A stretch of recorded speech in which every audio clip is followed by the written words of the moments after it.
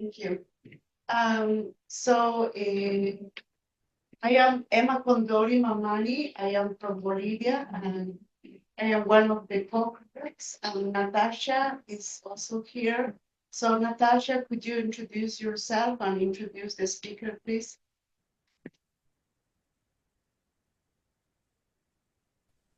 Hello, friends. Welcome to the plenary talk, Depth and Discernment in Spiritual Writing. Our speaker today is Alastair McIntosh, the Scottish Quaker, author of a dozen books and many articles. He addresses a wide range of topics as befits his background in philosophy, psychology, and human ecology. His work is best known in the fields of land reform, community empowerment, nonviolence, climate change, social change, and theology. All of these are underpinned by spirituality, and his writing aims to open readers to some meaning of that in our times.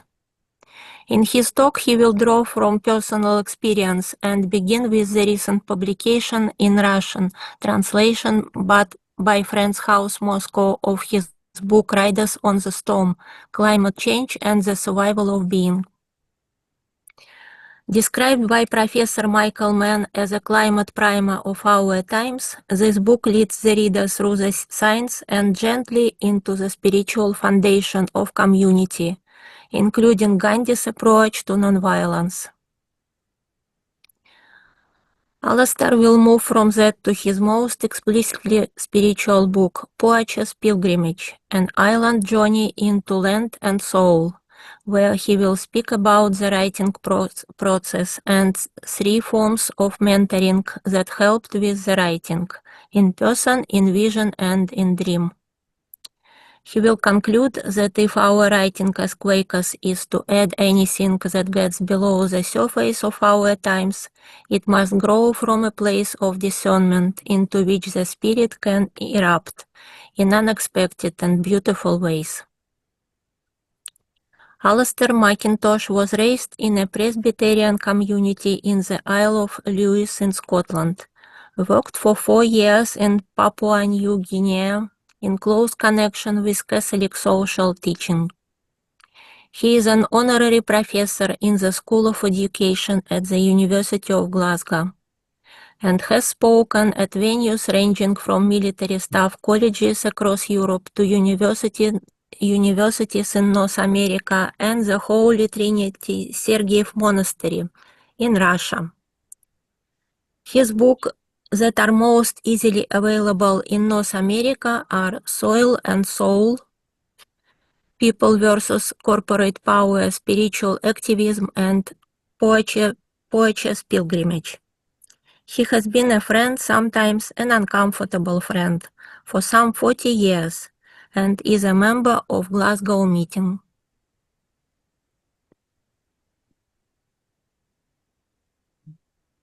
Welcome, Alastair. Thank you, folks. Can you hear me clearly? Yes. Excellent, excellent. I'm extremely deaf. Oh my goodness, I see hundreds of thumbs going up.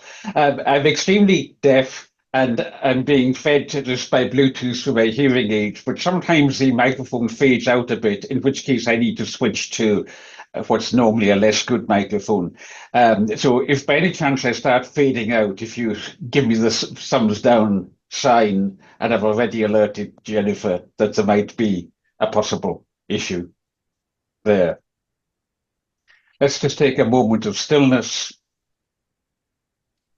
in a gathered, or as you say in America, covered meeting context, and then I'll begin.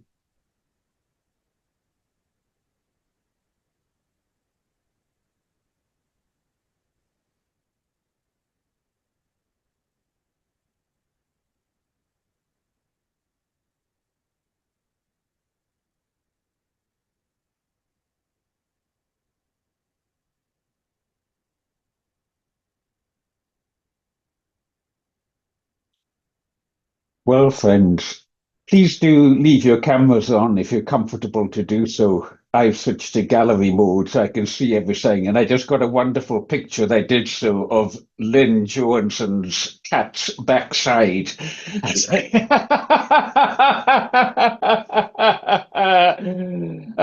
Which I don't know you, Lynn. It's very nice to meet some of you here and to hear Natasha's voice from Moscow, to see Daphne in England, both of whom were responsible for bringing Riders on the Storm, my second climate change book here, into its Russian edition that has just come out. Thank you so much for that. In some ways, this can be like a launch of the Russian edition. And it's very, very good to see you here in person. And the cat is perhaps very appropriate, and I think I don't know you, Lynn, but I know your cat now, at least from behind, I'm because sorry to interrupt, Alastair. We might be getting feedback on your microphone. Are other people hearing that? Or it could be the internet? are you getting feedback? Yeah. Yep. Okay, so let me try switching to. Not everybody's muted, no? No, are you getting feedback or not? It was the microphone issue that Alastair had mentioned to me prior to starting. We do not have anything else unmuted. That would be the problem. Sorry, Okay, Alastair. so it let me just switch on to the other one, then I'll just have to lean a bit closer to the I don't have a microphone. Just give me one moment till I switch over. How is that sounding now? That's fine. I Is think that it was good? a Okay, I'll moment stick. when you leaned forward, actually. So anyway, it's okay. Is that okay? Is that okay? Yeah, okay. Just my screen a bit.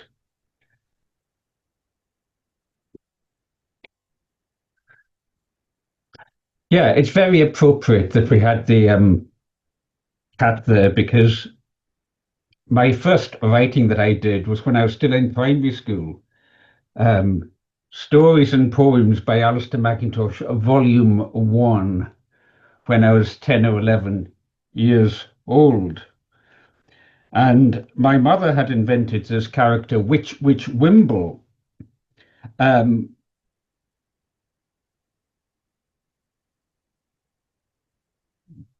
One cold day, Witch Wimble's dog, cat, and toad were sitting round the fire. Witch Wimble was making a spell to make Farmer Brown's cream go sour. Notice the rootedness in the tradition there. I grew up in the Outer Hebrides. There was still a belief in witchcraft, fairies very much so, and so on. And one of the things the witches did was that they would sour the cow's cream. When she had finished the spell, she looked at Cat. "What are you doing, lazy thing?" she said. "My hobby," said Cat. "And what do you think you're doing?" she asked Dog and Toad. "Our hobbies," they both said. "Well, how can you be playing a game called Hobbies, and none of you are doing the same thing?" she said. Before the animals could tell her that a hobby was not a game, she had started shouting, "I want to play Hobbies! I want to play Hobbies!" While she was shouting, the animals decided to get her a hobby. Soon they found her a stamp collector's outfit. They took it home to her.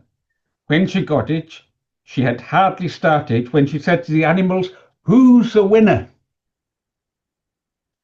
"There is no winner," said Owl. Then she started changing the hobbies round. She didn't like any of them, so she made a spell to tell her what hobby she liked best of all hobbies. And then she saw written on the wall was the word witchcraft. She started making spells again, and she decided it was the best hobby she'd ever tried.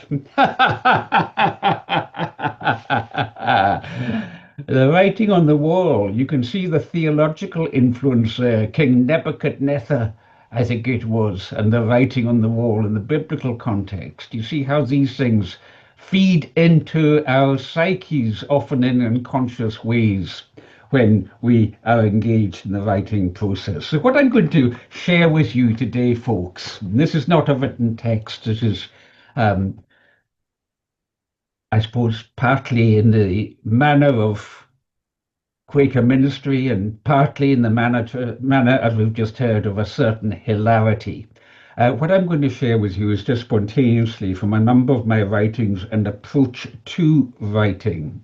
And my aim in so doing is to suggest, and I hope open out into discussion. If I understand rightly, we have another hour and 5 minutes together. Is that correct? Say another hour to allow for winding up times or something like that. I'm going to share with you some thoughts on writing, and then hopefully we can have some discussion at the end of it. So let me come first of all to discernment and ways of introducing depth in a very literal manner in Riders in the Storm. I've written 2 books on climate change. The first in 2008 was Hell and High Water, subtitled Climate Change, Hope and the Human Condition. And the second, Riders in the Storm, is subtitled The Climate Crisis and the Survival of Being.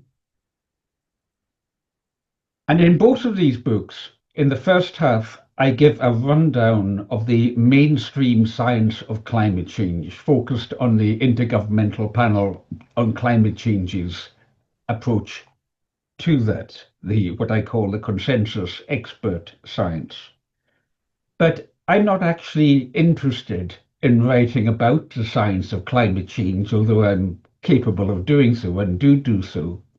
I'm interested in all of my writing in using what I'm writing about to try and deepen my readers into spiritual awareness. That's always my objective there. You saw even in the Witch Wimble story, it ended up with witchcraft. Well, the framing of it has evolved somewhat since those days, but you can kind of see where that's coming from in childhood. So how do you do that if you're writing a scientific book about climate change, in which many will buy because they take it as being a scientific book, including in the Russian edition, where my name seems to be spelt like Anna Quip. It's my new nickname, Anna Quip. How do you do that? Well, here's an example of me doing it on pages 37 to 38 in the English edition of Riders. I'm talking about something called ocean stratification and nutrient flows, and how when the oceans heat up because of global warming, the layer of warm water on top becomes so considerable that it prevents the mixing of cold water from down below, because warm water rises to the top. And the problem with that is that most of the nutrients on which marine life is dependent come from the bottom of the sea. That's where that's where all the sediment is. That's where the nutrients come up from.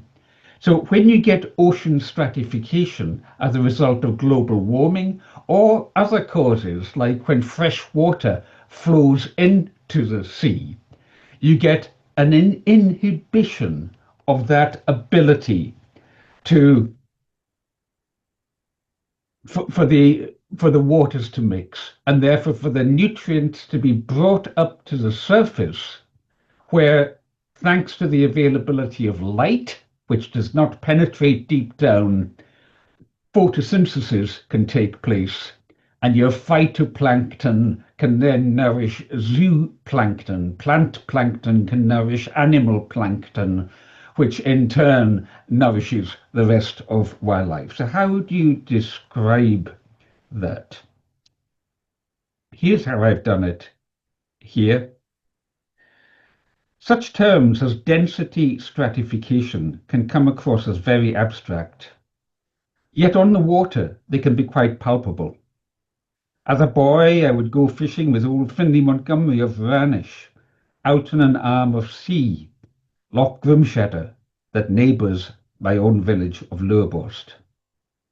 There is a river flowing in, the force of which is softened by a bag end in the bay, a bulge that narrows before it widens, which therefore leads to little mixing. When the weather has been calm, meaning no turbulence from waves either, the fresh water stratifies across the sea. It freezes readily in cold winters, white frosted like some offshoot of the Arctic. When you're out in a boat, the surface water tastes brackish, sometimes almost good enough to drink. We'd let down our muscle-baited hand lines, 6 fathoms, about 12 meters. Until commercial fishing robbed us of it in the early 1970s, we'd pull up saltwater species, haddock, whiting, codling, and even dogfish, a small shark with a skin like sandpaper. That was the experience of density stratification in real living. Underneath the layer of brackish freshness, the salty ocean pulsed its rhythm to and fro with every tide.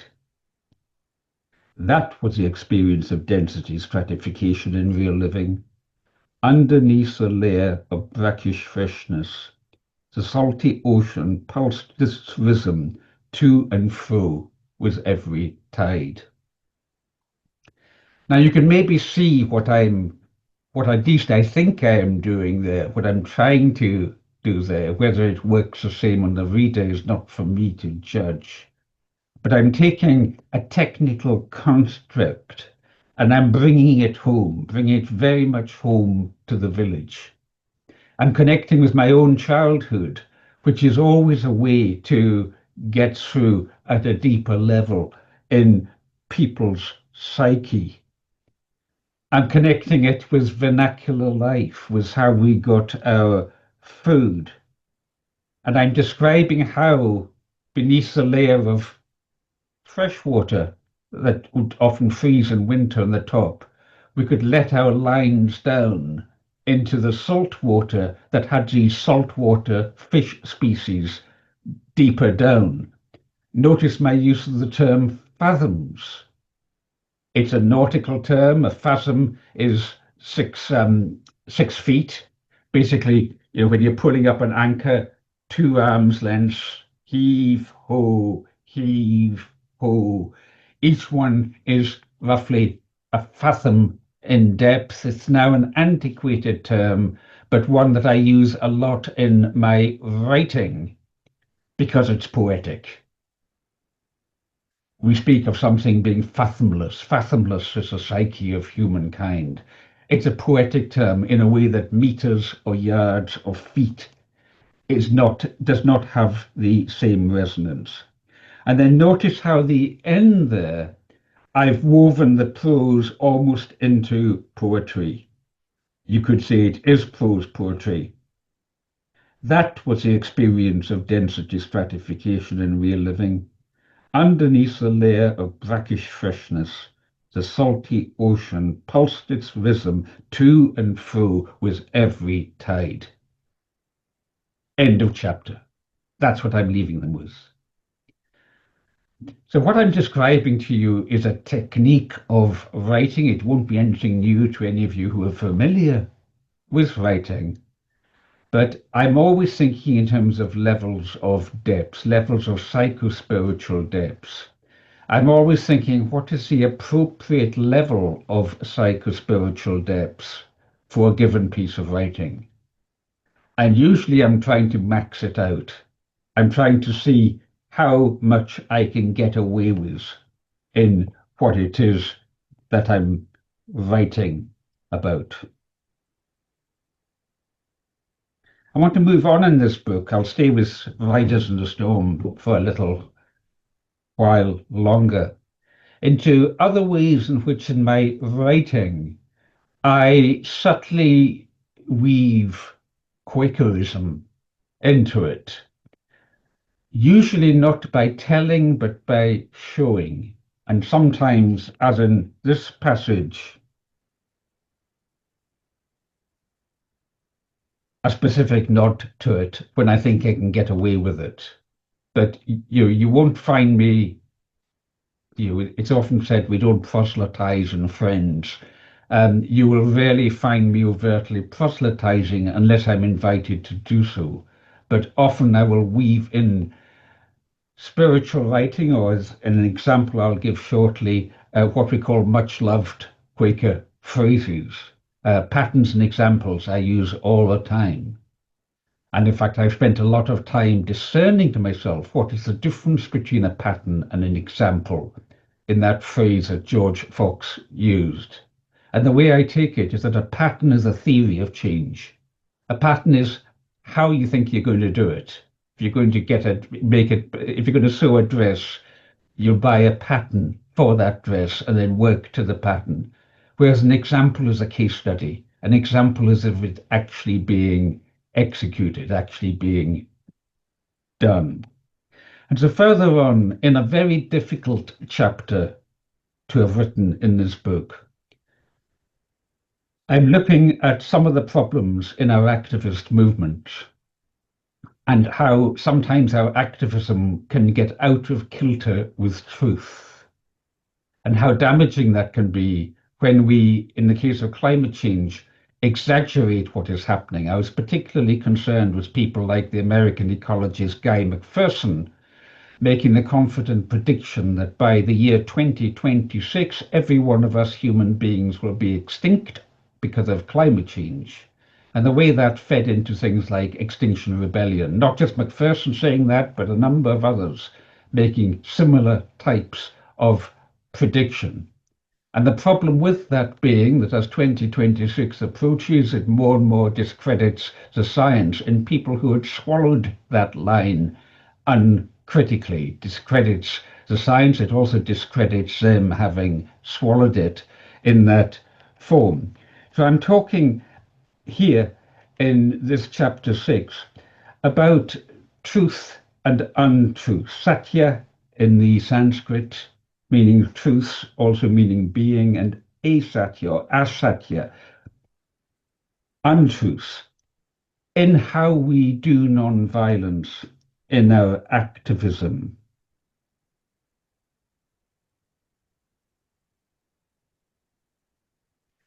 And I'm working with a fundamental adage of the group Extinction Rebellion, which is tell the truth. And as somebody who on 3 occasions has been invited to address Extinction Rebellion, and often have done so somewhat uncomfortably, I said in my introduction that I am sometimes referred to as an uncomfortable friend, a Quaker who does not always leave people feeling comfortable. Similarly, in my activism, I often find myself in that position. And so it has been with climate change and with the green movement generally, in saying, friends, we must stick rigorously to the consensus expert science, not to the kind of science where a one-hit paper has made a splash across the international press, but to what the experts in that area are saying is the case, and the consensus of the experts. Because unless you or I are climate scientists, and I am not, I merely have a general science background, then let's not pretend that we understand climate science the way they do. It is an extremely complex area. And so in this chapter, I'm talking about Gandhi's non-violence and his phrase satyagraha, truth, force, Christ and the truth shall set ye free. Early friends, very much as friends of seekers of the truth. And I quote Gandhi here, saying, the world rests upon the bedrock of satya, or truth. Asatya, meaning untruth, also means non-existence. And satya, or truth, also means that which is. If untruth does not so much as exist, its victory is out of the question. If untruth does not so much as exist, its victory is out of the question. In other words, folks, get real. Get real. And getting real when you're talking about a scientific issue like climate change means drawing on the kind of science people like Michael Mann, Catherine Hayhoe, whose books are up there, to name just two of the American ones you may well know of, draw on the kind of stuff that people with a reputation worth not losing have got to say, and not what some blogger who's managed to acquire a big following on TikTok or Twitter or whatever is saying. If untruth does not so much exist, says Gandhi, its victory is out of the question.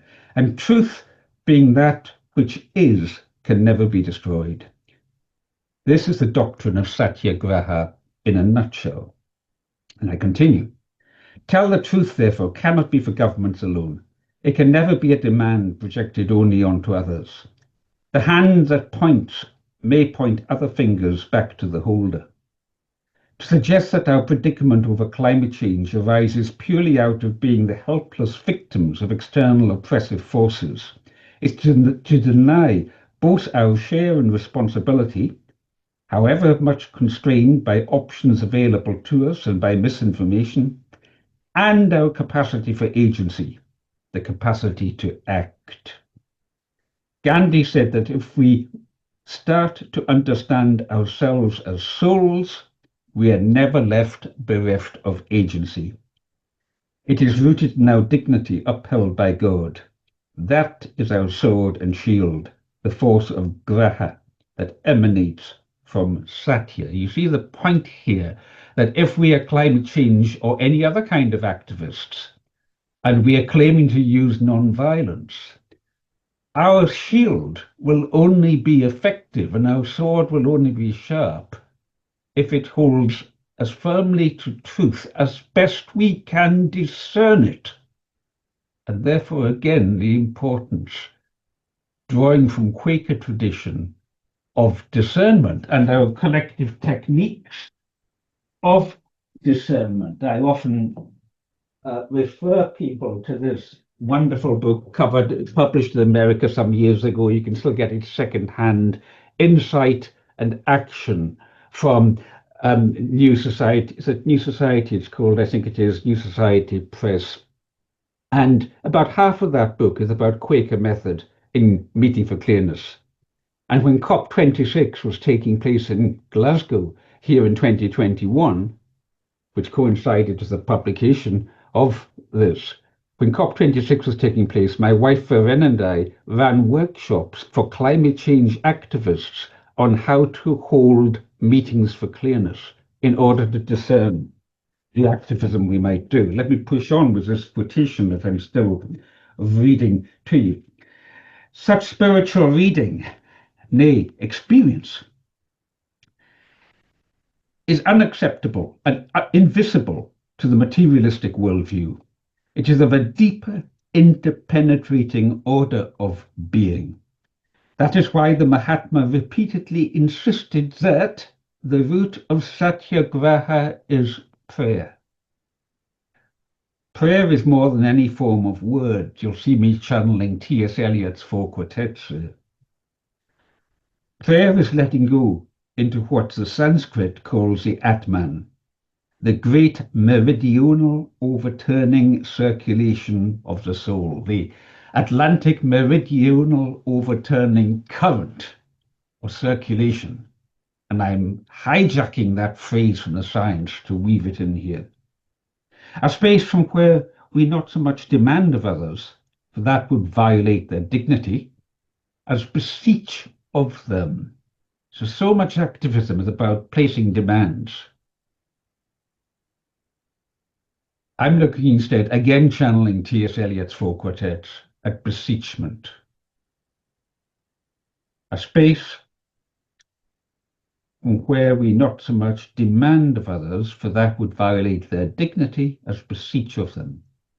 To seech, S-E-E-C-H, or seek, as lovers seek each other out. Then with dignity preserved, we have a coupling point from which to build conciliation. Then we start to glimpse what Quakers understand as that of God in all. There's a Quaker punchline coming in there in a book about the science of climate. change.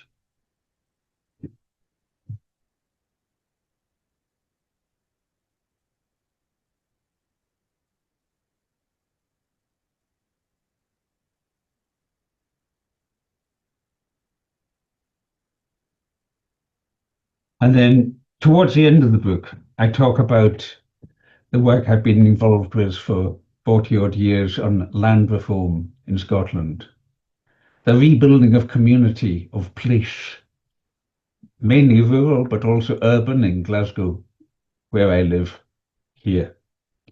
And I give examples of that. I say that most of us may be pretty powerless what we can do about climate change on a global scale, but we can make community. And if our humanity is going to survive intact, strengthening that community, strengthening what Parker Palmer, the American Quaker, calls spaces hospitable to the soul, is such important work in our time. And I give a number of examples of that. I'm not suggesting that we tackle climate change through non-action, but I am suggesting that there are qualities of presence and inner grounding, whether we call them the Tao, Dharma, Satya, or a triple whammy of the way, the truth, and the life, that can awaken the gentleness and visionary motivation that we need, both action and contemplation, channeling Richard Rohr, the Franciscan priest there, with his Centre for Action and Contemplation. The bushfires in Australia that ushered in the start of 2020 razed more than 10 million hectares, an area that is considerably larger than Scotland. They burnt alive an estimated 1 billion creatures, including wildlife, farm animals, and pets.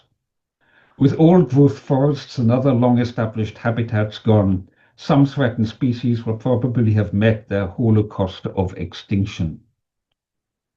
When Scott Morrison, the climate change disinterested Prime Minister, made his embarrassed way back from a holiday in Hawaii, he tried to curry favour by heading down to visit the little town of Cobargo in New South Wales. Fire had swept through its main street, stripping bare the antique wooden facades that had once been an icon of Australia's frontier history. Lost in its past had been the lives of a father and his son who had stayed behind to try and save their home. The politicians' walkabout turned out to be no dream time.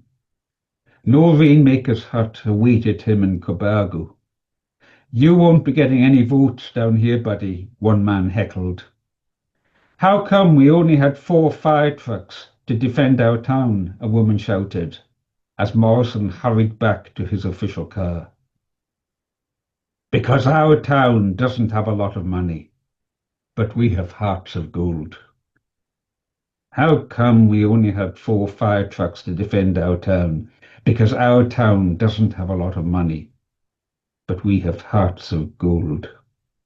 Other fires will come and go, but that woman's testimony had prophetic perspicacity. Goodness, how do you pronounce that word? It's easier to write it than it is to pronounce it. I'll let you use your imaginations. If I lived in a climate change high-risk zone, I'd want to live near her. She came over the person of no extraordinary power, channeling Adrienne Rich there, Dream of a Common Language.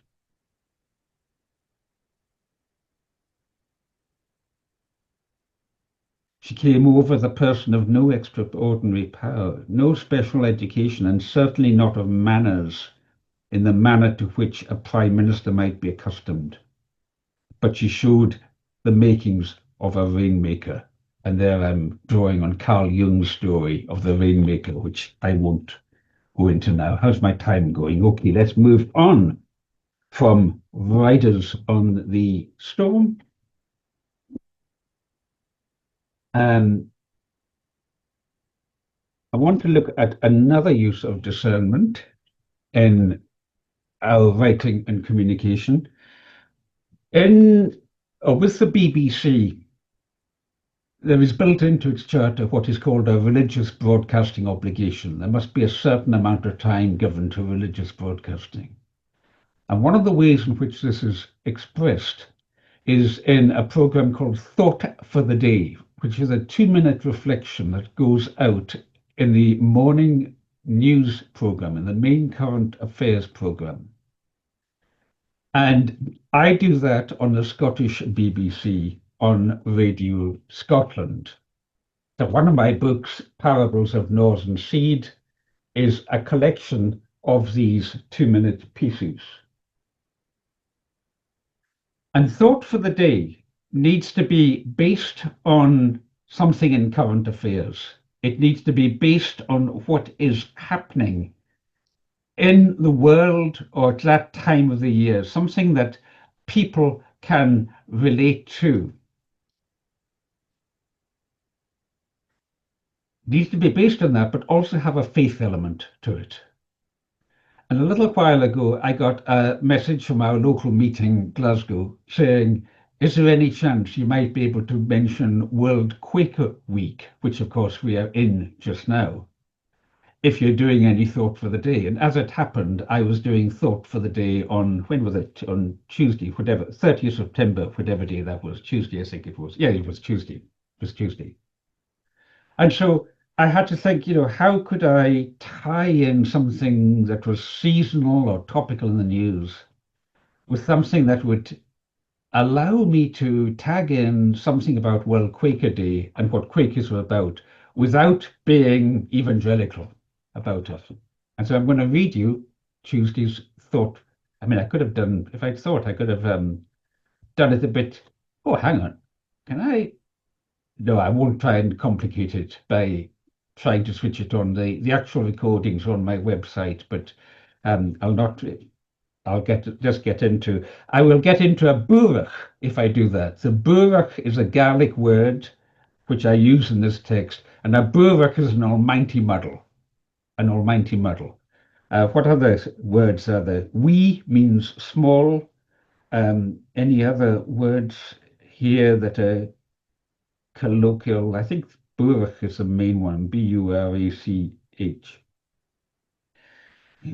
And now it's time for Thought for the Day from Quaker and author Alastair McIntosh. Good morning, Alastair. Good morning, Gary and Laura. Right now, my hands are smarting from lots of little cuts and jellyfish stings. We're at the end of the summer's mackerel catching season. You see, I'm involved with the Galgale Trust here in Govan, a community group that builds boats and works with such tangled issues as poverty, unemployment, addictions and mental health. There's few things I like better than taking some of our volunteers out in the canoe but close inshore on the Firth of Clyde and landing a wholesome catch that feeds the workshop. But here's a wee confession.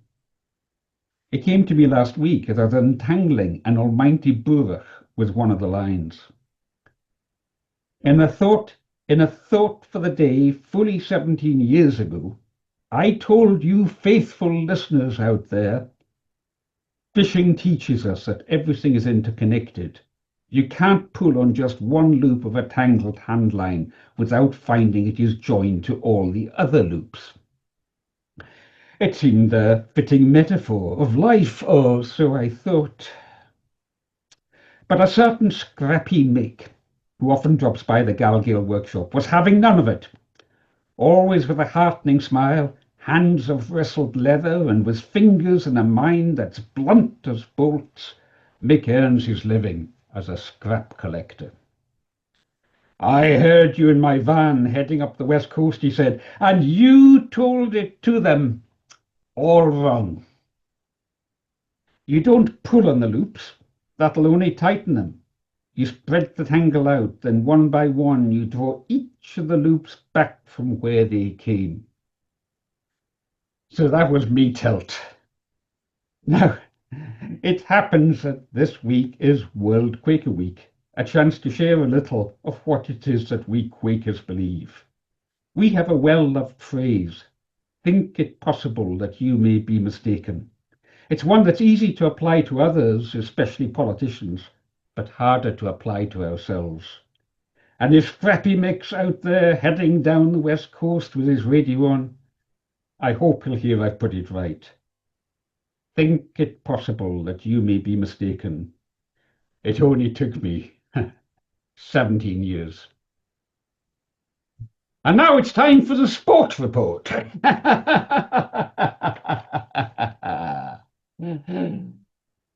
You see how important discernment is there. You know, the night before I'm scanning the newspapers, I'm looking online, looking what's on Twitter and Blue Sky and all the rest of it, and thinking, what can I use?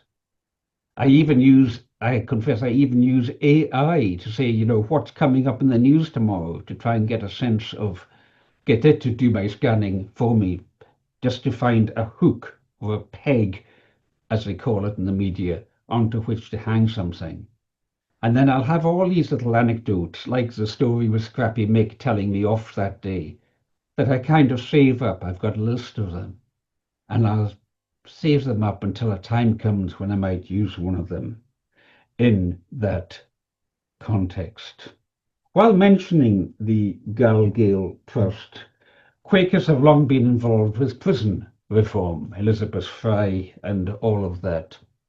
And in Scotland in the 1970s, there was a famous unit called the Plenary Special Unit, which was a special unit in Plenary Prison here in Glasgow, that instead of treating deeply hardened criminals, murderers usually, harshly, as was normally the case, they treated them with considerable liberty and freedom in order to honour that of God, effectively, that of God within them. The unit got closed down, but a lot of its lessons were learned and integrated into the Scottish prison service. Recently, this book came out, edited by Dr. Christian Anderson, along with several other people, including Sarah Trevelyan, the psychotherapist who married the hardened criminal Jimmy Boyle while he was in prison, and Mike Nellis, Professor Mike Nellis, who is a Quaker professor of criminology and a member of Glasgow Meeting. And Mike asked me if I would find a context in which to review this book. The outcome is published in the current issue of the journal Theology in Scotland. It's open access. You'll find it online if you just Google it. And I also have in it, in fact, the lead article here called To Restore a Light unto the Nations, Israel, Palestine, Scotland, and the Charter of the Land, which is a write-up of a lecture that I was asked to give by a Palestinian Scottish solidarity group, and in which I'm looking at Hebrew theology of the land and belonging, and especially the quartet of the vulnerable, how the prophetic call was always to the quartet of the widow, which is to say the bereft, the orphan, the bereaved, the widow, the bereaved, the orphan, which is to say the bereft, the alien or stranger in our midst, and the poor. And I'm arguing here that is what Jewish theology is actually doing. Whether or not it is what the state of Israel does is another matter. But in terms of Jewish theology, you have a wonderful tradition here. So that's here together with this piece on the Plenary Special Unit. And here's how I start the review article on the special unit. The Galgale Trust's boat building and workshop training workshop is in the hard-pressed Greater Govan area of Glasgow, close to the Ibrox football stadium. We hold a simple community meal every Thursday evening, open to all. The fare varies: thick lentil broth, bean salads, venison stew, humanely culled along the motorway. We process it on site, making a nourishing connection between city folks and the rural world. The meal usually ends with everyone reciting the Galgale Grace. Secular for common comfort, but a grace for all that, the first verse will give a flavour. We're cast into a crazy world with many a sore disgrace, where greed o'erturns compassion and respect is laid to waste. I was prompted to review this book on the erstwhile special unit in Glasgow's Plenary Prison by a fellow Quaker, the criminologist Professor Mike Nellis. How fitting, therefore, to have found myself huddled round a blazing brazier on a chilly Thursday night in January, with some 30 of the Galgale, and I said, how would you like to hear some passages from Jimmy Boyle and Johnny Steele?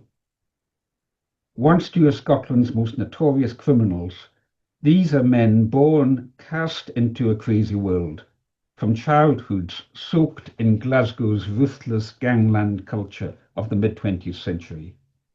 They needed no introduction.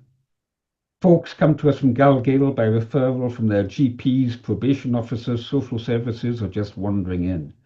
Most have wrestled with such compound issues as mental health, homelessness, addiction, sexual abuse, and spiritual abuse, layers of trauma, spirals of violence, and poverty in so many faces.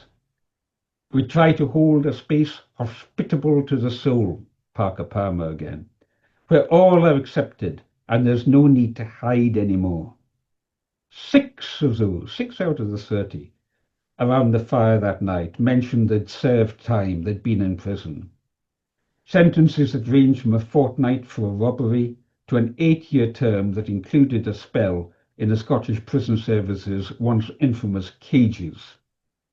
What a place to air and test a book review. So you see, folks, this is discernment. This is saying, here's an academic book, but how does it cut mustard on the street amongst the kind of people it's written about? Let's go and ask them. Let's find out what you say. And I'll just skip to the end of this several pages long review here. I say you can easily read it if you want to. And so finally, this brings me back around the brazier with the Galgale.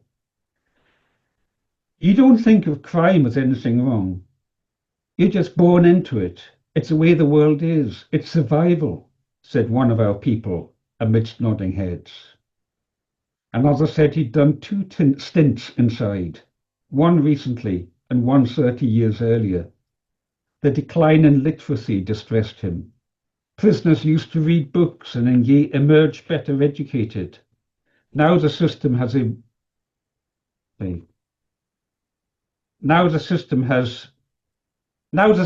improved. Several people said the police are less corrupt because they're being watched, but wider society offers less support.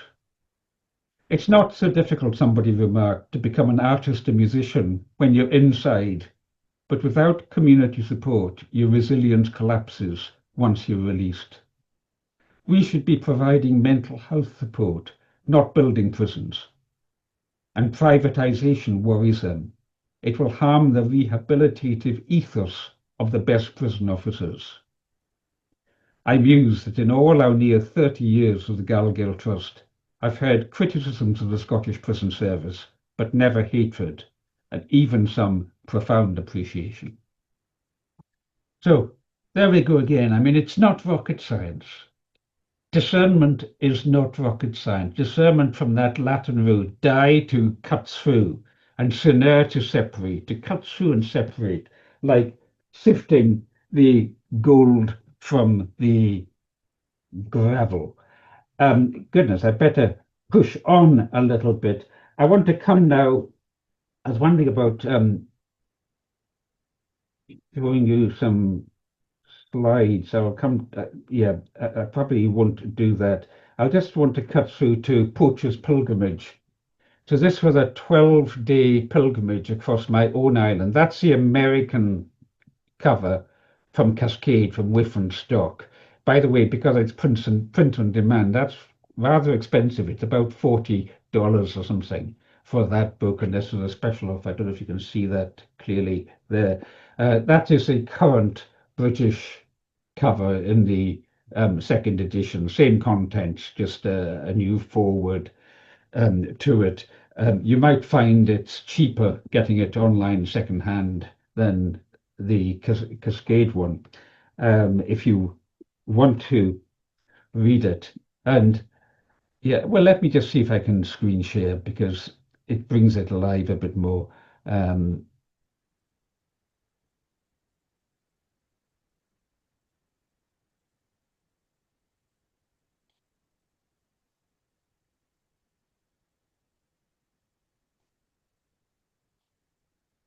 Okay, are you seeing that okay? Can you give me some thumbs up if you're seeing that? Yeah, okay, good. Okay, so here we are. That cover is for the hardback first edition that you've got there. So I'm walking across my home island here. I'm focused as I go on the chapels and the medieval chapels, the pre-Reformation ruined chapels, the healing or holy wells, of which my guide is the late Dr. Finlay MacLeod, who, as you can see here, was the island's most notorious atheist. And yet he wrote these wonderful little handbooks on the healing wells of the island. I don't know if you can still see my face in the window there, but he wrote these wonderful little books about the wells. He had a deep sense of spirituality to him, but not of religiosity. Seamus Crawford, my guide there, was to the ancient beehive dwellings. That's a blessing house on a remote island. Those are the Campbell sisters on the right, with my wife Feren on the left. That's taken about 10 or 15 years ago now, something like that. The Shealing huts out in the moors where they practiced transhumance. Oops, I didn't know that one was in. That was back in the days when I would be a gilly and would be bringing back the stags from the culling out in the moors. And by the way, that is the land, that is just above the village where Donald Trump's ancestors were evicted from that land. Nobody lives there now, just ruins. But because Donald Trump's ancestors were evicted, and then in 1930, his mother emigrated from the Isle of Lewis, 10 miles away from here, to America, and the rest, as you know, is history. J.M. Barrie, who wrote Mary Rose, based there.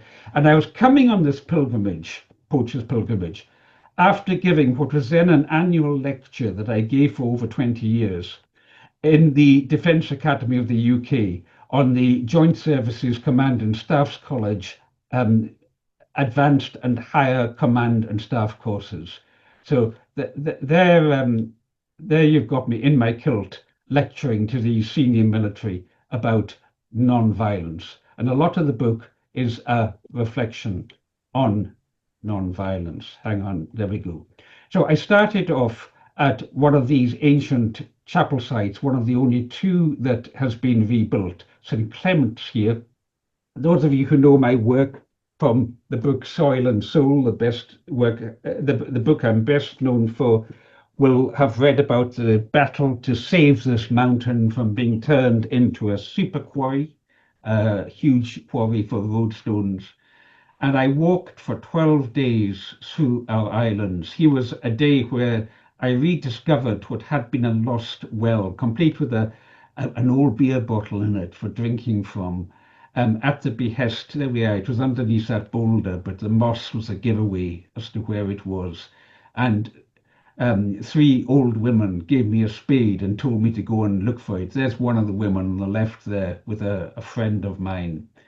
And then I walked through into the mountains. I was 4 days completely alone without meeting anybody in these mountains, camping as I went, encountering these ancient sites of dwelling from the transhumance, the beehive dwellings, as we call them. Foraging for food as I went. There's some mussels that provided me with a meal one night. There's some sorrel that provided me with greens. The mist coming down, fording rivers. And then coming to this place here, this was one of my destinations, a shealing, a lonely hut out in the moor. And this one dedicated to St. Bridget, to St. Bride. And again, I just want to read you a passage from Poachers, which gives you an idea of how I would seek to weave the spiritual into this. You know, at one level, very practically walking through this landscape in very difficult conditions. I was actually, that day was at the end of a storm that I'd been battling with. And I'm reflecting on who St. Bridget, or St. Bride, as she's also called, was in both the Irish and the Scottish tradition. She's a saint whose qualities are personified in different places. I'm reflecting on an old Catholic priest, Angus McQueen, from the Isles of South Uist and Barra, and how he told me, I don't have to go to church at the Hebridean. I only have to go down to the shore, pick up a piece of the tangle, the seaweed, listening to the birds and talking to the sea. Bridget, was at the heart of our religion. The tide coming in was bringing her gifts. She was in charge of all that. We don't worship her. We wouldn't use the words to worship for Bridget, but we go pretty near it. And then I describe this place. And I'm scanning everywhere for ruins, walking sunrise around the top of the ridge, wondering if I've got the right one. And from here, the land slopes gently down. Yeah, here we are. There's nothing to the north, south, west, east. And then I peer over the edge and, oh, there you are, my beauty. I have found the ring of fallen stones, St. Bridget's Shieling. Can you imagine this open place, navigating your way to that spot and actually finding it? It was, I was told what to look for by Seamus Crawford, but I was so happy when I actually managed to find it. And then look at that image there, and here's my description of it in prose. From here, the land slopes gently down towards the misted hills of Ishkin that loop across the bottom of the horizon. I have clambered down the cliff and crouched beside the formless blocks. These have lain here undisturbed for a very long time. Their once sharp edges have now rounded down to softness and mottled white and grey with lichen shrouds. I am gazing at the lintel stone, so long and flat and very thin. This would have carried all the weight above the door. It rests reclining in the grass, retired amongst the other rocks, unharmed by any force of human hand. And God said unto Moses, if you use stones to build my altar, use only natural uncut stones. Do not shape the stones with a tool, for that would make the altar unfit for holy use. Once all but the little children would have bowed their heads on crossing underneath. Visitors would have paused to call a blessing on the house. I likewise bow my head, ask blessing, step inside the ring and kneel. Such sweetness, tenderness, holy, holy, holy. And then I notice a fresh sprung fern is pressing through a cleft against the lintel. Not bracken, but a flush of verdure such as I have not seen elsewhere in all my walking. A line from a John Martin song comes willowing across my mind. You curl around me like a fern in the spring. And in George Bernard Shaw's Joan of Arc, the Inquisitor puts it to the lass that God's voice sounds only in her imagination. Of course, she answers, that is how the messages of God come to us. The rain is coming on. I pull my hood in tight. I'm with you always, says the voice in my imagination. Do what you have to do with people, but try to keep your heart open. Go easy on rocky old Calvinism. Don't use hard tools and rocks that need their time to smooth. Never forget, I curl around you like a fern in the spring. And it's just me, Alastair, alone out here. And St. Bridget's Shieling as the night sets in, absorbed in skeins of textured mist that drift across the folds across the far southeast. Only the rain, a rising tide that whelms the quilted lichens. I watch it trickle down in dribs and drabs through tiny written runnels, kneeling at the lintel in this ring of unhewn stones. Now that passage took me several years to write. Writing this book took 7 years in total, based on a 12-day walk. Why so long? Because that's how long it took to find a publisher. But I kept writing it and rewriting it, working on it for much of that 7 years. And each time I'd come back, something would deepen from my memory and from my way of expressing it. And that's discernment. That's discernment.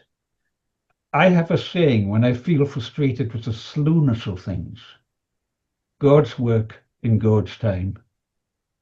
If something is taking a long time, think it possible that thou might be mistaken. Think it possible that it needs that time in order to surface. I want to come back to Joan of Arc in Bernard Shaw's play.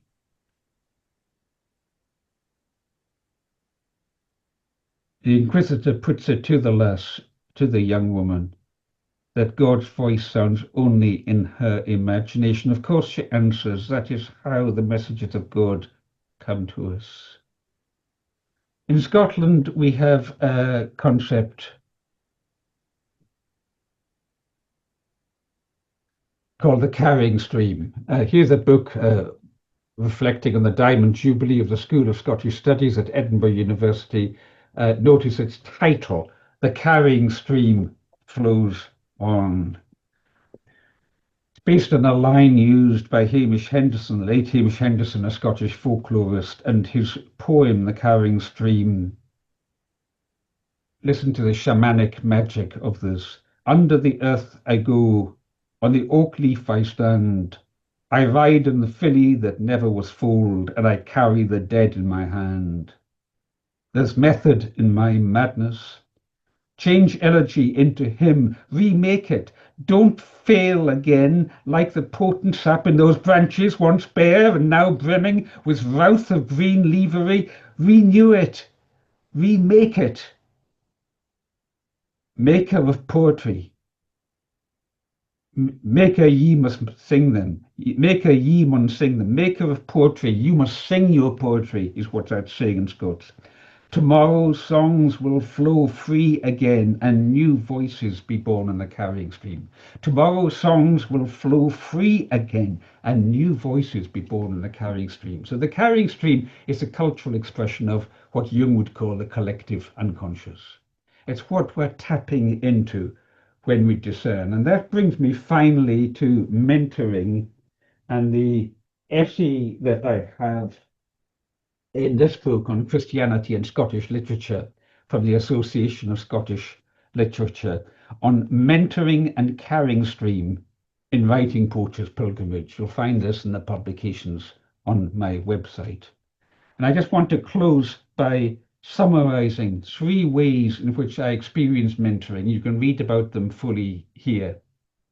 One was in person, that while I was writing Writing Poachers, an old woman from the Gaelic tradition took me in hand, and she would review my chapters and comment on them. And part of the reason it took so long to complete the book was that Cath McKinvan kept on engaging with me with such richness. Consider that something you might do in helping people to express spirituality in writing. Another way in which it found expression was in vision. If I can just call up this image here. And I tell the story how when my wife, Varen and I, were visiting the little Church of Scotland in the island of Gia, where the Reverend Kenneth MacLeod of Egg had been the minister, we were reflecting on this stained glass window. So there you see St. Columba of Scotland in his boat that brought him over from Ireland. There you see St. Patrick of Ireland, symbolized by the snake, because he rid the island of snakes. And there you see St. Bride, Bridget, shepherdess of the flocks, and there's Christ in the middle. And as I looked at that window, suddenly the sun came out and it radiated the color you can see there. And uncontrollably and unexpectedly, I burst into tears. I don't cry easily. My wife thought something was wrong with me. And I recovered my composure quickly. But for a moment, I felt profound sadness at all that has been lost in the tradition, and yet profound joy at all that is still there in the carrying stream, and a sense that my work was to give expression to it. That's what I mean by mentoring in vision.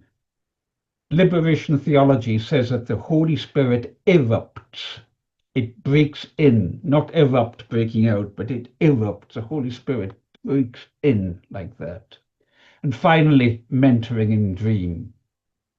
And often in my writings, and I give a graphic example in my essay in the book just named here, often in my writing, I will find that as I write, I have dreams, and I'll wake up thinking, what the heck was that about? But I'll notice the main element. I'll write down before I forget it. As soon as I wake up, I'll write down the main elements of the dream.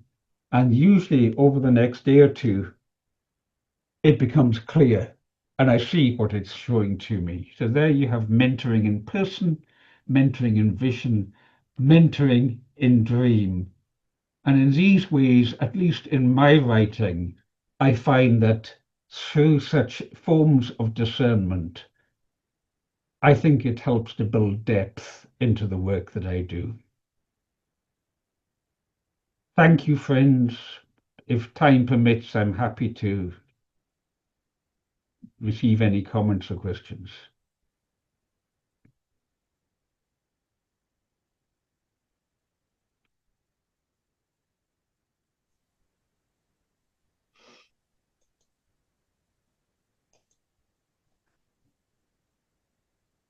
I see Marcel's hand is raised.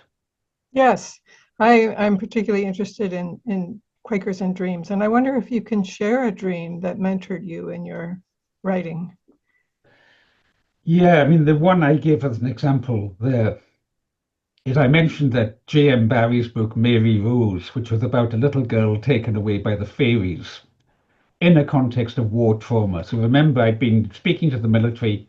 I'd come out of that, a recent couple of sessions speaking to the military, and often this pilgrimage. And a lot of what I'm doing in this book is reflecting on war trauma and how war and hardline religion, the kind of religion that hardline American evangelicals follow, where that came from and what effect it has on it.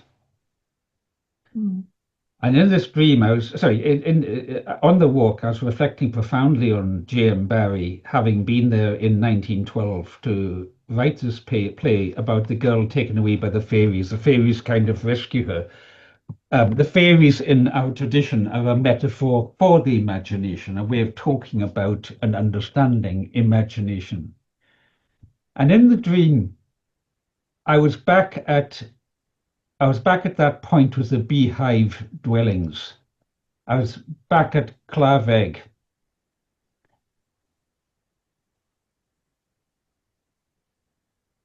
I was here. Okay. Mhm. Can you imagine you're walking through miles and miles of nothingness and you suddenly come upon this ancient habitation? Well, used until about the beginning of this century, actually, for transhumans. I was back here. And on this little island in the river goes both sides of it. On this little island, there was J.M. Barrie. And you may remember Saddam Hussein and his supergun. And lo and behold, Barrie was building a supergun and was pointing to the far southeast. And he was desperately, he was just like the portrayal in the Johnny Depp film about, what's it called? Wonderland or something like that, about the film about J.M. Barrie that starred Johnny Depp. And he's just like he is in the photographs that you see of him. And he was imploring me to help him to build the supergun. And he needed an ingredient. He needed nitroglycerin to make the explosive. Now, we used to work with gelignite when I was a boy, which is nitroglycerin. And nitroglycerin is also a medicine for the heart. And back in my Papua New Guinea days, when I was 21, I published in the anthropological journal Oceania from University of Sydney a paper about sorcery, telling the story of a sorcerer who had used nitric acid in his medicines, in his, not his medicines, but in his poisons. And Barry's imploring me to go and get nitric acid. And I'm thinking, where can I get it? You know, from the hospital, from the school science lab, where can I get it? And it was desperately important that I got the nitroglycerin, and then I woke up. And what's that about? So then I unpack the elements. First of all, what is nitroglycerin? Nitroglycerin both propels projectiles far into the southeast. I was writing about the colonization of the islands coming from the southeast, coming from down Edinburgh, London direction. I was writing to bring understanding to that, but also to heal things, to heal the broken heart. I had a dream during the pilgrimage, only one dream during the 12-day pilgrimage, and it was a purely verbal dream. And the words were, there is a lot of love in this community. And what Barry's supergun was trying to do was to fire love into that broken world. And it came to me as a kind of, like an endorsement of what I was writing about at the time that I was writing it. So that would be one example.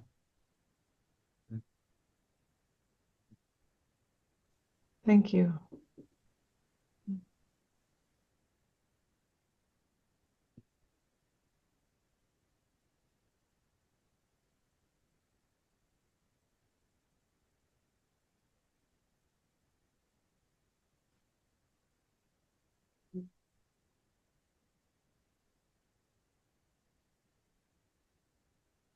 Well, friends, are there any other comments or questions? We have a couple of minutes.